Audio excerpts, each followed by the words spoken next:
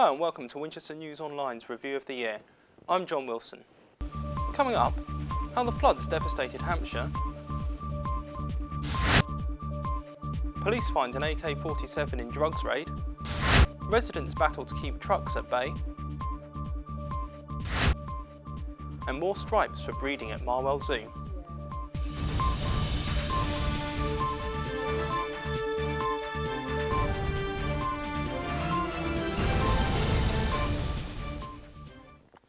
This winter, Hampshire experienced some of the worst flooding since records began. In one village, water flowed down the main street for 6 weeks. Environment correspondent Laura Allen watched the crisis unfold. It was the village of Hambledon that saw some of the worst of the flooding this year. The saturated River Meon caused excess water to fall down to the valley and into the residents' homes, filling basements with excess sewage water. We'll get through it, British stoicism, but it's a struggle. A pipe was placed through the main street to try and tackle the level of surface water, but the coming weeks saw cuts being made to the accredited community safety officers who were helping with the clean-up. Next, the flooding came closer to home and hit the city of Winchester. Concern came when the River Itchen's water level was raised by the relentless rainfall. But help came from an unlikely source in firemen, army troops and council volunteers. Despite the community spirit, it began to take its toll on local residents and business owners. We feel we're being sacrificed to save public buildings in the River Park area. I'm a bit bored of it. That's my feelings. I'm bored and tired. I want it to stop raining. Oh yeah, I mean, we closed yesterday because when I came in it was just like the water was getting out of hand. Obviously with it affecting the toilet area, obviously the guests can't use the toilets, the team can't use the toilets, so it's not really safe to work in. It's very frustrating, just wish it would stop raining, and all the forecasts are that it's going to get worse before it gets better, so yeah, just keeping our fingers crossed that we can manage. The floods even managed to leak into the Football League, as Winchester City postponed 37 games by the 5th of February. Body cameras, drug raids and hero dogs, Hampshire's police force has been in the headlines. Our crime correspondents take us through some of the major stories on their beat. David Williamson of Howard's Mead, Pennington, will spend 11 years behind bars after an Operation Fortress investigation found him guilty of possession of a firearm and supplying drugs. We will often find weapons when we're doing drugs searches, but it's incredibly unusual to find a weapon such as an AK-47. In this home off Crooksby Road near Farnham, Surrey residents Christine and Lucy Lee were found dead, along with the bodies of 4 puppies. Police arrested an 82-year-old dog breeder who has now been identified as John Lowe of Tilford in Farnham. Mr. Lowe has now been charged with 2 counts of murder and possession of a firearm with intent to endanger life. Dogs like Roxy and her colleague Kane will be given the same honours as their 2-legged partners and receive a certificate of service when they retire. The changes highlight the importance that's placed on police dogs and their support within the extended police family. As such, we're delighted they now receive the recognition they deserve. In surveys carried out by Hampshire Police, over 90% of the public backed the use of these body-worn videos. However, some civil liberty groups have raised concerns over officers' powers to switch the cameras on and off. One of the things that make me feel very uncomfortable is that if this is about accountability, then the police shouldn't be the ones that have immediate access to the footage. I regard the present scheme as profoundly unsatisfactory. The police should be recording every single interaction with the public. National lead in developing policy for the use of this technology is Hampshire's Chief Constable. I understand that people would be worried about any Big Brother aspects of society, and that's why we've taken such measures in creating the guidance. One of the principles is that the body-worn video, although an independent witness, will never fully replace conventional evidence. So policing will always be about the police officer dealing with the public. The winter storms have made the task of restoring Southsea Pier even more challenging. As business and finance correspondent, I reported on that project and other community efforts to revive some of the county's old landmarks.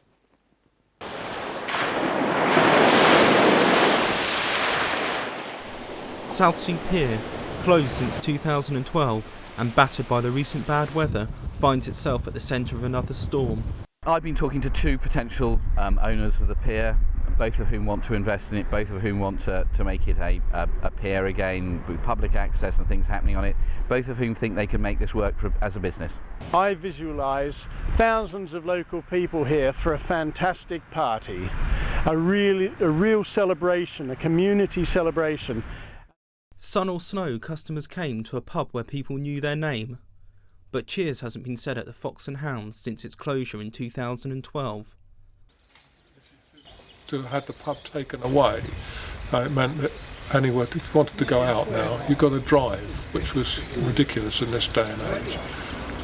So we decided we would like to save our pub.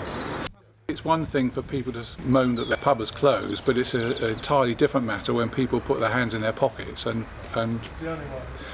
contribute money. Winchester City are top of the league, and if their good form continues, they'll move up a division. The team is clearly good enough to play in the higher league, but the ground isn't. Last week we have appointed a full-time commercial manager. Her name is Jane Carley, and she'll be responsible for fundraising, organising events. George Osborne delivered the budget this spring.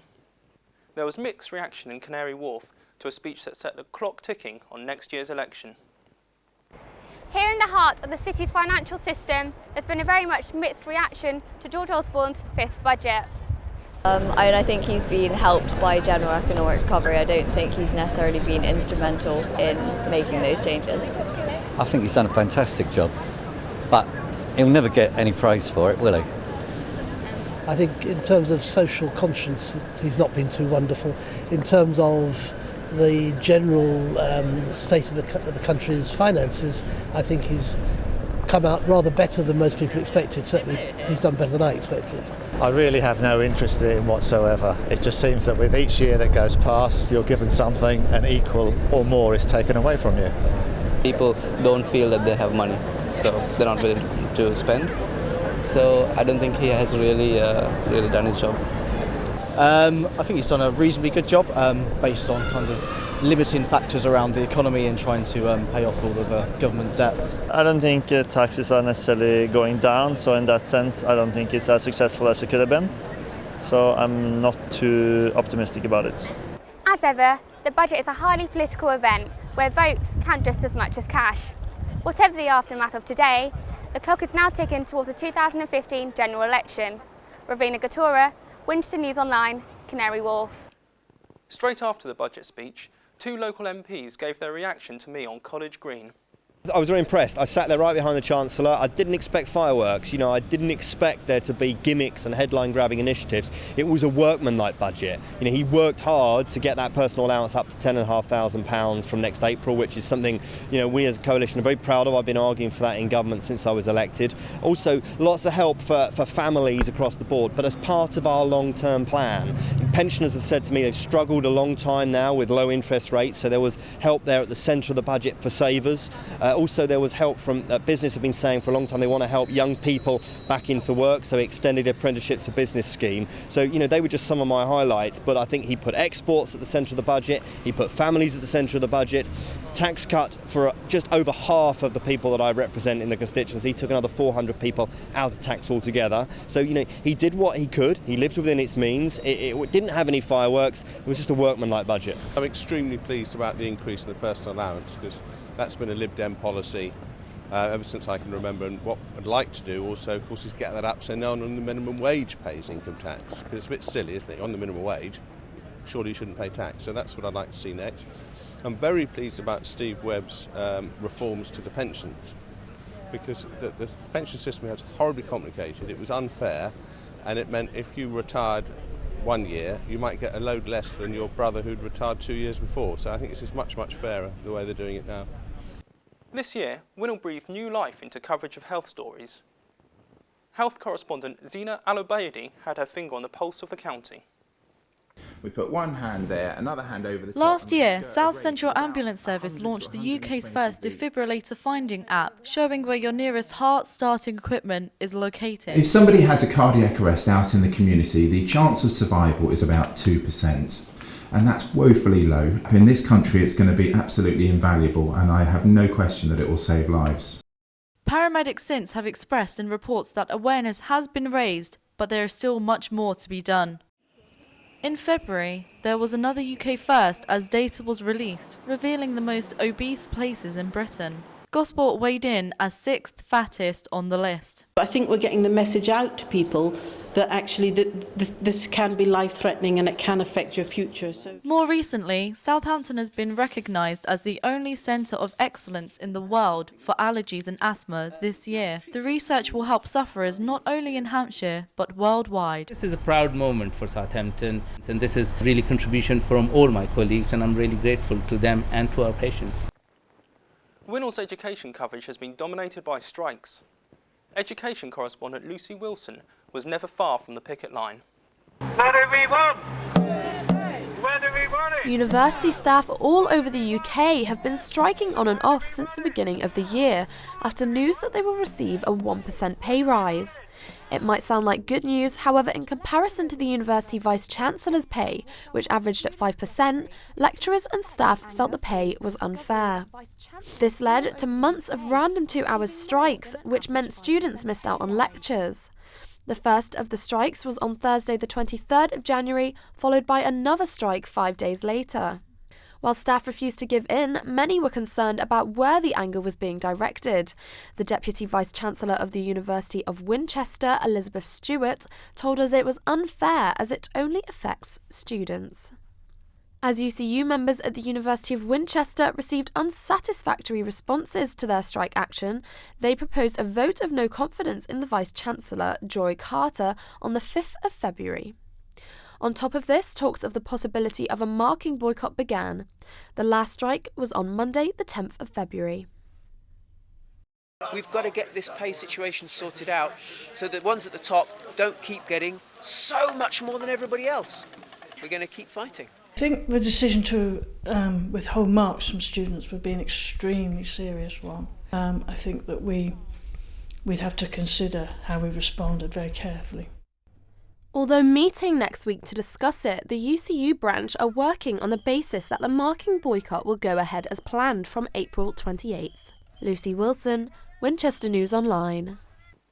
Lanes, trucks and automobiles, Hampshire has experienced quite a few transport changes over the year. Transport correspondent Megan Fisher had the details. Southampton cyclists hit out against claims the new Saltmarsh Junction is safer than the original layout. The Eastern Cycle route has been put into place as 7 cyclists have been hit in the past 3 years. I think it is much safer for cyclists now because the original arrangement had the cyclists running across lanes of traffic and effectively the accident rate there was significant, and we think it was people were not using the bridge for cycling because of the arrangement at the end of it. Firefighters at Romsey have been issued with a new truck to help them respond to emergencies quicker. The new equipment is used to tackle toxic spills and dangerous chemicals. Alresford residents petitioned against HGV traffic going through the town last month. The trucked-off petition was 2,000 signatures strong, and campaigners are waiting on Hampshire County Council's decision. Is blighting people's lives. It's a real growing problem for the whole of the town, not just people who live down here by the medieval bridge. County councillors have given 20-mile-per-hour zones the green light in Winol, Highcliffe and Stanmore. The new speed limits are expected to be in place by spring of this year. Mile an hour I quite agree with, but who's going to stick to it? Because they don't stick with 30 mile an hour. With the Chancellor's large investment into roads in the 2014 budget, motorists are hoping for more change. Megan Fisher, Winchester News Online. Now in sport, Ravina Gatora was at the Silver Lake Stadium, home to title challengers Eastleigh FC. With the season coming to a dramatic close, Eastleigh are in contention to win the Conference South. We take a look back at how the Spitfires have fared in the new year. With a tough schedule to look forward to and Bromley sitting comfortable at the top of the table, Eastleigh knew that winning the Conference South would be a tough ask. Craig McAllister gave the home side the perfect start, scoring early on. December's Player of the Month Ben Strevens then doubled the Spitfires' lead before Gosport substitute Dan Woodward gave the visitors a late consolation.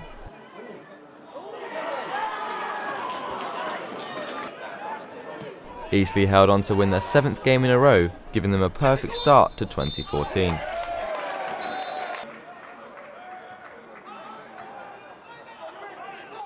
Reece Tyson-Lazaris opened the scoring for Maidenhead in a match which tested Eastleigh's character. Reece Connolly got the Spitfires back on level terms, but Matt Ruby put the away side back ahead before half-time.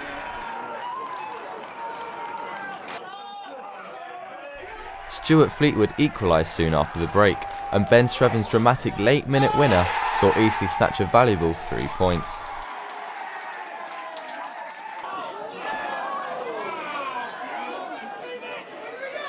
Two goal-of-the-season contenders saw the Spitfires go deservedly ahead when they faced playoff hopefuls Weston-super-Mare.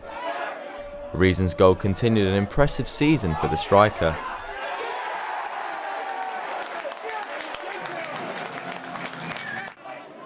Chaz Hemmings gave Weston a route back into the game with 20 minutes left.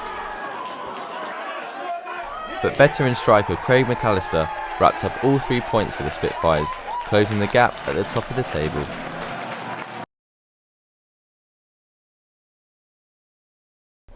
Ben Wright's effort was an early sign of what would be a tough game for the Spitfires at home to Chelmsford City. Reece Connolly eventually headed the home side into the lead on the stroke of half-time, meeting Stuart Fleetwood's corner.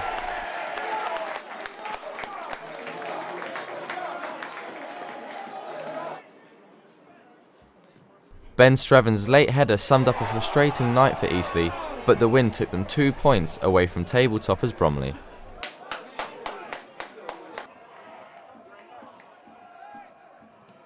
Craig McAllister opened the scoring for the Spitfires when he met Michael Green's cross, scoring his 12th goal of the season. Soon after the opening goal, the visitors went down to 10 men when defender Jordan Brown was shown a straight red for his tackle on Dan Spence. Anthony Church equalised for Stortford before Salisbury loanee Ben Wright regained a deserved Eastleigh lead. The away side were then awarded a controversial penalty, and captain Rhys Prestridge gave the 10 men an unlikely equaliser. Ben Wright once again restored the home side's lead, and he completed his hat-trick soon after. Eastleigh manager Richard Hill spoke to Winol after the game. Being top of the league now means nothing if we're not top of the league at the end of the season. Our fans were great today, our fans have been great all season. From the first game of the season. At times we were very, very critical. I don't mind saying that, I don't mind saying it publicly. But they're critical because they want us to do well, not because they just want to come here and watch us play every week. Eastleigh are now top of the table, where they sit 2 points ahead of Bromley, with 2 games in hand over the Londoners. But Eastleigh haven't dominated all of this year's excitement. Southampton's very own Billy Morgan competed at the Sochi Winter Olympics, and we went to see where it all began. Southampton's Billy Morgan was the first snowboarder in the world to land a triple backside rodeo.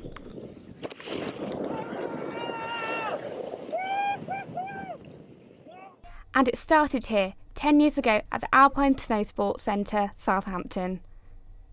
Billy's profile has obviously gone through the roof in the last year or so, ever since he did the triple rodeo that went viral on YouTube, and people like the fact that they're on the same turf that he used to train on, and so people get a bit starstruck by it. So yeah, it's really good that he's associated with the slope.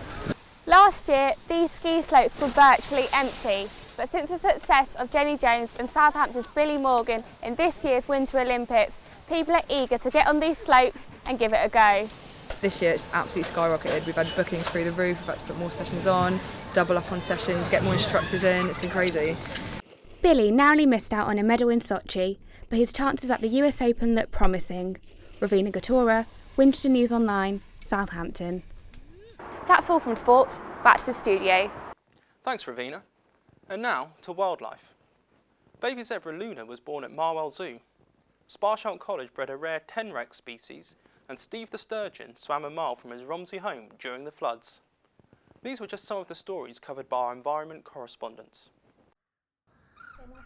Luna, a Hartman's Mountain zebra, joined the marble family last October as the firstborn at the zoo for 16 years. There are currently around 8,300 Hartman's Mountain zebras in the wild, and with numbers in decline, the birth of the foal was a very special event.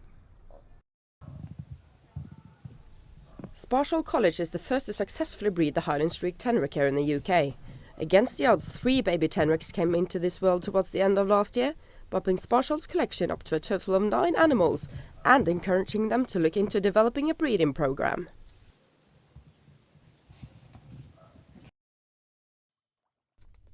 An adventurous sturgeon by the name of Steve set out on a journey aided by this year's flooding. Sturgeons normally migrate in the wild, and believed to be acting on instinct, the fish travelled all the way to a puddle behind a car wash a mile away from his home. He was rescued and returned to his pond at Rumsey Worlds of Water after 2 weeks on the loose. Now we take a look at the amazing work our features team have produced. Literature, music or fashion, we cover your passion. Lucy Britt takes you through our excellent videos, reviews and interviews. Our features team have seriously stepped up their game, creating individual columns to showcase innovative and edgy projects. We have everything from music and beauty to politics and reviews, blogs, videos and debates, all found on the front page of Winol. Our fashion team blagged their way into catwalk shows at London Fashion Week.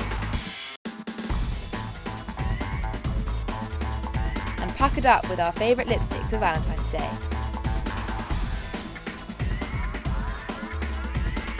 If music is more your thing, we got up close and personal with upcoming artist Uriel. And Winchester's own Frank Turner, who returned to his hometown to play out sold-out show.